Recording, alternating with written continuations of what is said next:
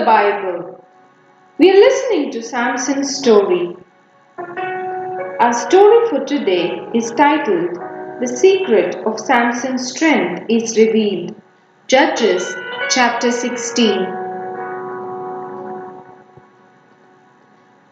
Once Samson went down to spend a night in the Philistine city of Gaza. When the Philistines heard that he was there, they locked the city gates, intending to catch him the next morning.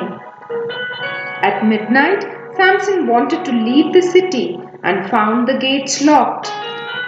He simply broke them loose from the walls and carried them 20 miles away to throw them down on a hill near Hebron. After this, Samson again fell in love and once more with a Philistine woman. Her name was Delilah, and she lived in the valley of Sorek. When they heard what was happening, the Philistine leaders went to Delilah and promised to give her a large sum of money if she found out how he got his great strength and how they could overcome him.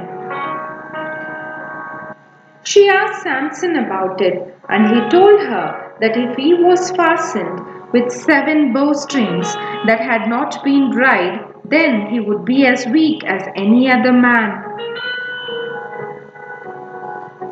That night, as he slept, Delilah took 7 bowstrings the Philistine lords had given her and fastened Samson with them. Then she shouted, "Samson, the Philistines are on you!" But the whole attempt was a failure. Samson jumped up and snapped the strings like threads. Delilah then tried again. She pretended she was upset that Samson had not told her the truth and asked him to tell her what would really hold him fast. This time, he told her that if 7 new cords were used, he would not be able to move. But again the cords fell off his mighty arms like pieces of broken cotton. A third time Delilah tried. Now he told her that if his hair was woven together like a cloth, he would have no strength. That night, while he slept, she used her weaving machine to plait his hair. But when the Philistines came, he woke up and dragged even the weaving machine with him. Once more, Delilah had failed. You would have thought that by then Samson would have understood what was going on. But in the end, he became so tired of Delilah's continual questions that he told her the real secret. If his hair was cut off, he would not be a Nazarite any longer, and God would take away the gift of strength from him. That night the end came. While Samson slept with his head on Delilah's lap, she called a man to come and shave off all his hair. This time, when she shouted out that the Philistines were on him, he jumped up as usual, but he did not know that the Lord was not with him. The Philistines took him prisoner, and then they did a terrible thing. They poked out both his eyes. After that, they dragged him away to the prison and fastened him up with fetters of brass. In the prison, they made him work grinding corn. What they did not notice was that his hair was growing again, and his strength too.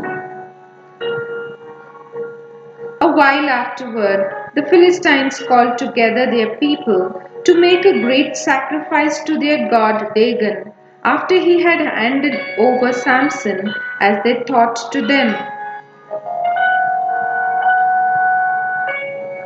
When all the people had gathered in the great temple of Dagon, they dragged Samson in to jeer him in his helplessness.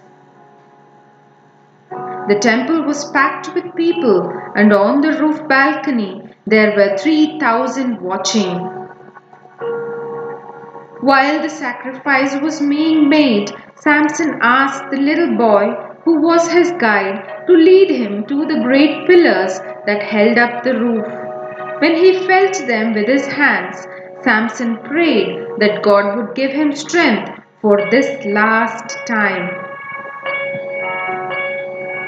Then Samson pressed the pillars with all his might. Down they tumbled, and with them the roof as well. In the ruins there died more Philistines than Samson had killed in all the rest of his life, but he died with them. So did a great man. He had made many mistakes, but after what he did, the Philistines were not so quick to worry the Israelites.